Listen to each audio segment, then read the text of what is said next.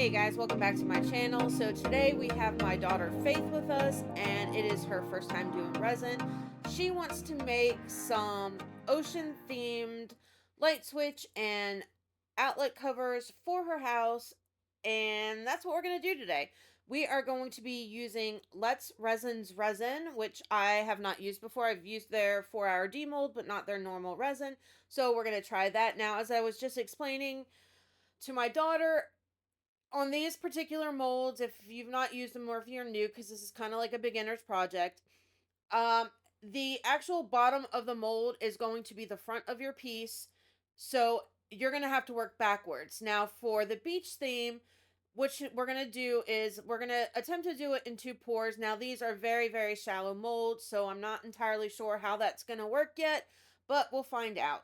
So what Faith is doing right now is she is just putting a little bit of resin into a disposable cup, and this is going to be for our sand. Now, when we mix the sand in here, ideally what we want is it packed full. So I really only need enough resin in here to wet the sand. That's it. I don't want any excess running out. I want it really thick and chunky and clumpy and all those things, so that when we put it into the mold here in a little bit, it's not going to go everywhere. Like I said, very, very shallow mold, so getting 2 layers in here is going to be tricky. So we're going to have some fun with that, but I don't want more resin in here than I need to, because the next layer needs to be opaque. Nobody wants to see through these things into what's behind your wall. Like, no. So she's just mixing it up right now. Okay, so now we need to go and we need to put a little bit of clear resin in the top part of these molds so that the sand has something to kind of adhere to. I don't want to do color right now, because if we do the color, then it's going to run into our sand and turn our sand blue, and nobody wants blue sand. So she is just pouring a little bit up near the top, and we're going to kind of work it in steps. So I don't think this is going to be enough, but I don't want to put too much in and have to take it out. So I'd rather add if I need to add, and if not, then great. So we're going to take it slow. After we get this, now we're going to make a point, and we are going to take our silicone tools, and we are going to all of the edges, all of the corners around the outlet, around where the light switch would go, around where the screws are going to go. You want to make sure that you're getting the resin to touch all of these places so that you have that smooth finish when we demold. And also so that you're not going to get any bubbles trapped there. Bubbles love just to hang onto any kind of 90-degree angle in there, and they just love it. It's like their favorite place to be. So we do want to make sure that there's none stuck there. If so, we get it moved up and we can get it blown out with our heat gun. Now, my plan was to kind of have some of the actual dialogue between us on here. However, my daughter likes to whisper. Like, I don't know if she realizes that she does it, but just being in person with her, half the time I'm like, what? What? Like, it makes me feel like I'm going deaf.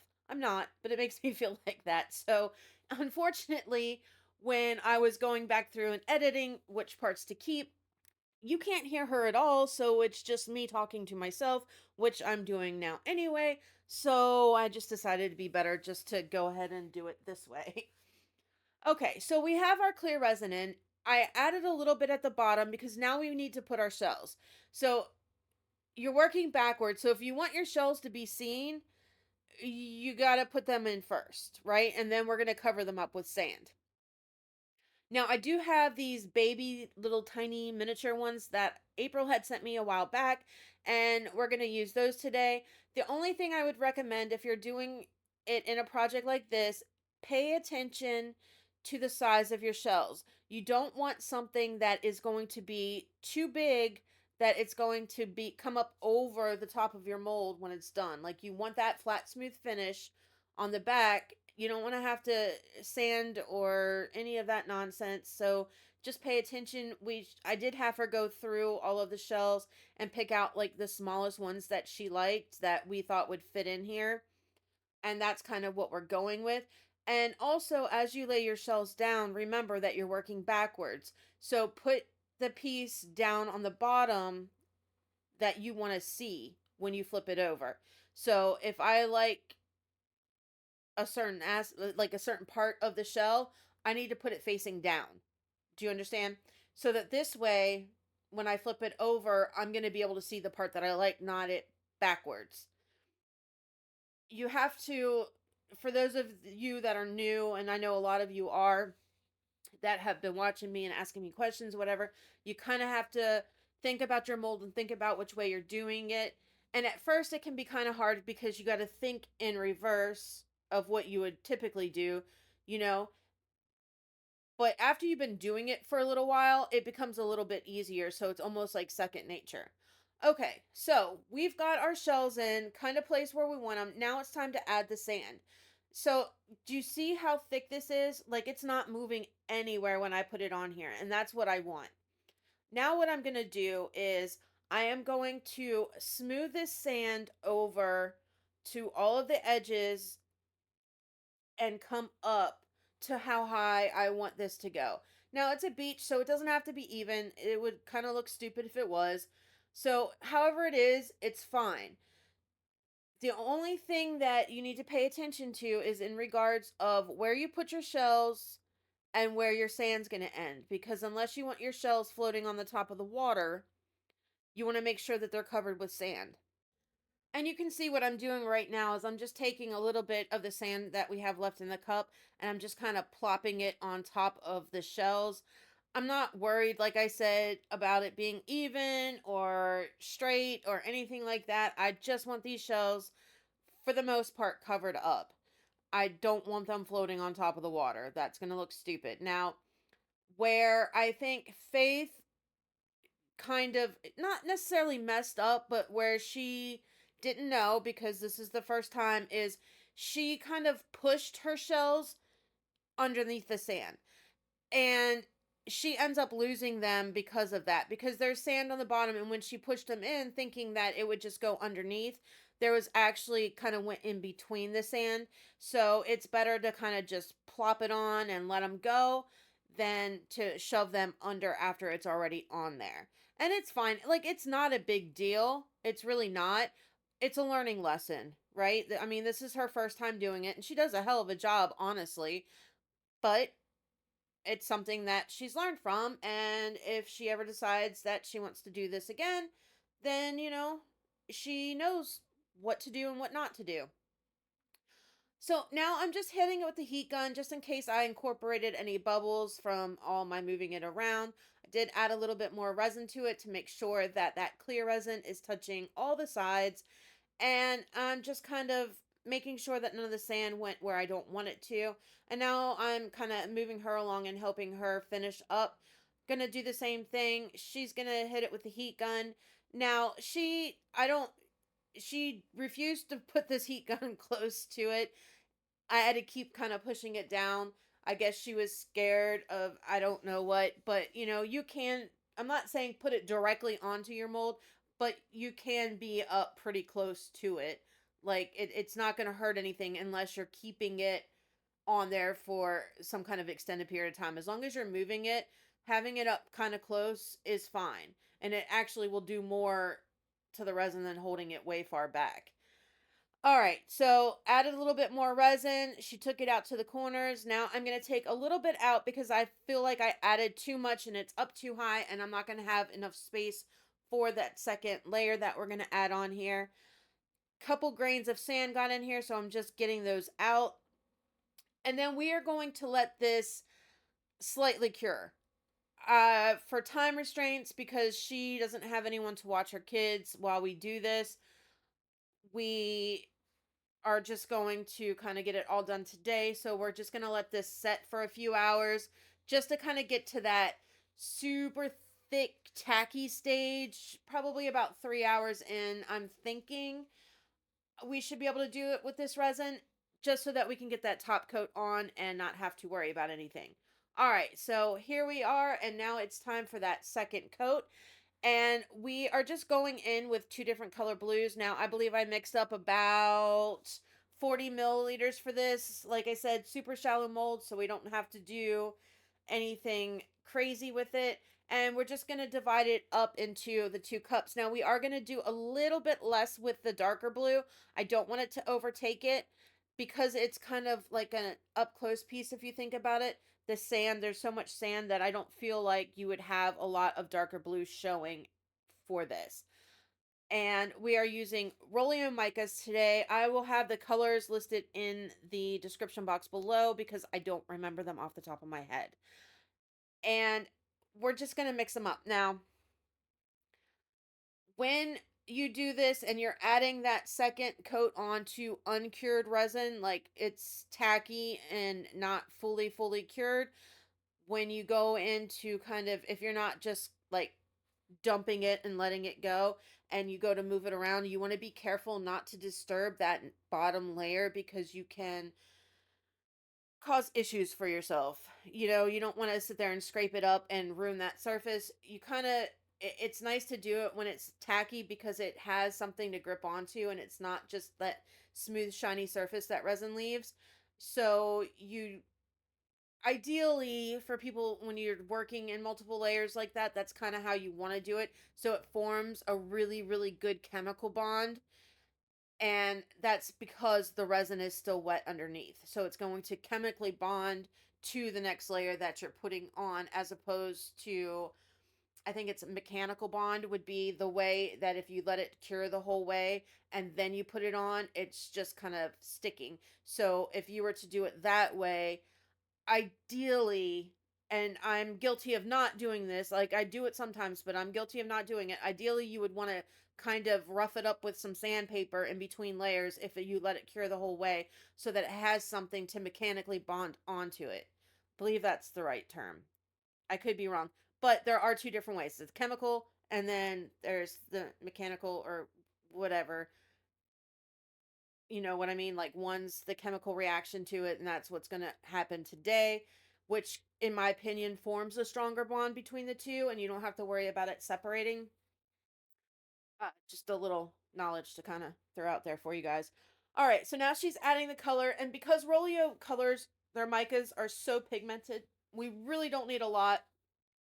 I mean, mica powders in general should be highly pigmented because of what they are. There are some other brands that are not as much.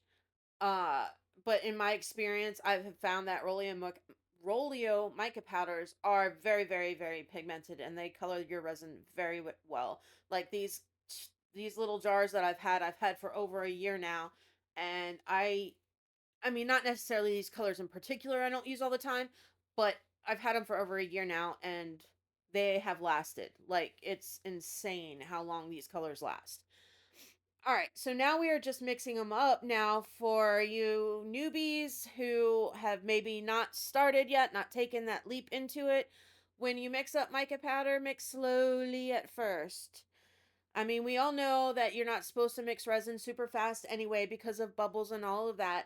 Now, when you're doing an opaque color or you're doing a lot of glitter, like micro bubbles and stuff like that, you won't necessarily see, but you want to go slowly because that powder will fly everywhere. And I mean everywhere. There's been enough of my videos out there that if you've watched any number of them, you can see the powder go flying because I am guilty of not mixing slow. All right. Colors are all nice and mixed up, nice and opaque. Now it's time to get this ocean in place. So, what we are going to do is she is going to, on hers, we're going to pour a little bit up at the top with the darker blue. And we're just going to start off with a little bit, right? There's not a lot of space in the mold. Don't want to overtake it with one color or another. We want kind of that good balance between the light and the blue and a nice spot in between where we can kind of sort of mix them together and have them merge so it's not just a straight line. And we need to make sure that, I mean, obviously, if there's not enough for both, I can mix up more, but it's such a little bit that it kind of gets annoying to mix, just 20 milliliters or anything smaller than that because it's like a hassle. So I want this to be enough because if we need more, it's going to be like less than 20 mils, and that's just I don't have another project going on right now, so yeah, I just don't want to do that. Anyway, pouring it in, and then what we're going to do is we are going to carefully, not touching that bottom layer because we don't want to disturb it. We're going to kind of move this resin around from corner to corner, edge to edge, touching, getting all of the, where the light switch and the little screw holes are and all of that. Get it moved around, get it blended to see how much more we need to fill these molds up. And, just to make sure that we don't have any air pockets that are getting stuck anywhere. Now, right around this point right here, I realized that the clear resin was coming up and the colored resin was sinking. I didn't wait long enough. So I assumed that at this point it should be fine. And I don't know why I didn't check it, but I didn't. And it wasn't quite where it should have been. So now I have to kind of worry that I'm going to get clear spaces because the mica powder that you add into there now makes the mica, that like the resin that we're putting on, heavier than that clear resin. So there's a very good chance at this point that the colors can sink and kind of ruin the piece. Like I could get clear spots, I could get the color sinking, I could have an issue with the color running up underneath of my sand, and I do have to put the color over my sand because I didn't like completely take it all the way level with the top. So it's a real possibility at this point, but we're just going to keep on and see what happens, and hope for the best, and hopefully it'll be fine. I mean, I don't think that it'll be like horrible, but I don't know. Now, the reason that it's probably not as far along as I thought it would be at this point is because of how thin I poured it. If you're new to resin, you know that typically the thinner that you pour something, the longer it takes to cure.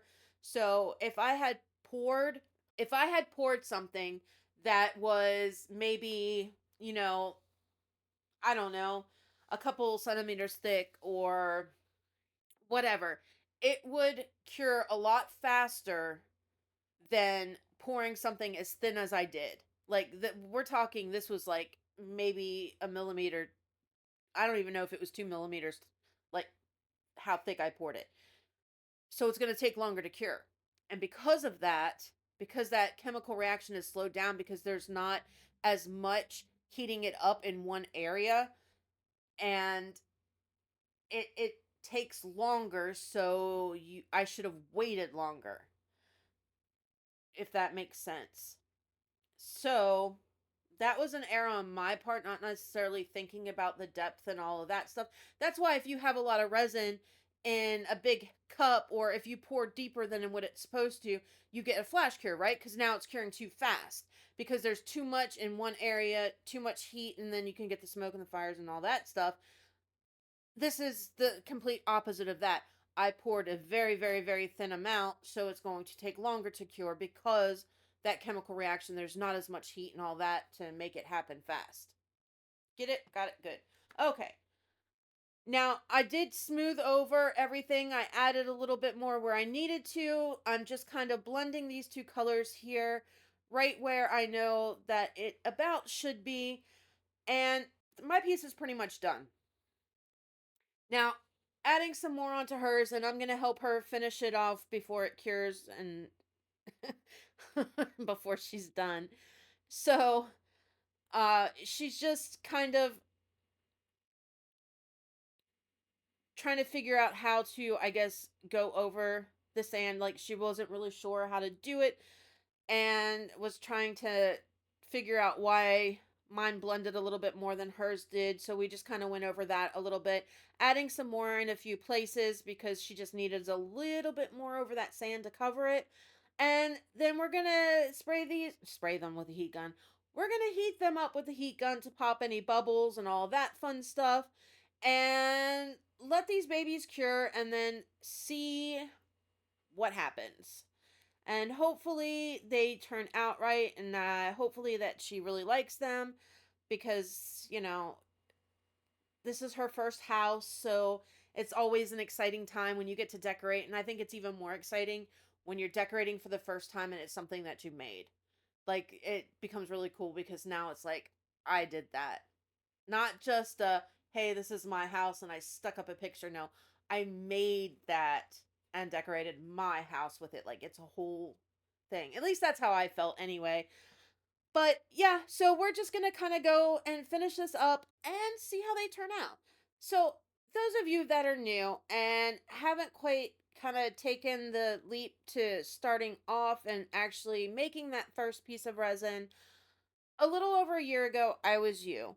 I had seen all kinds of resin stuff before and I thought it was super cool, but never once did I think that I could create anything like that.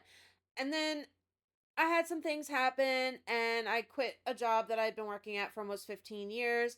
And my husband and I were looking and I was like, man, I would really love to do that one day. And he was like, why don't you? What's stopping you? And I did. But I did the same thing. I took, you know, a really, really long time. I watched videos. That's how I learned. I watched YouTube videos for like 2 or 3 months on end. I had this stuff sitting and it took me a good month before I was like, I just did it. Just do it. Just do it. Like, it's amazing.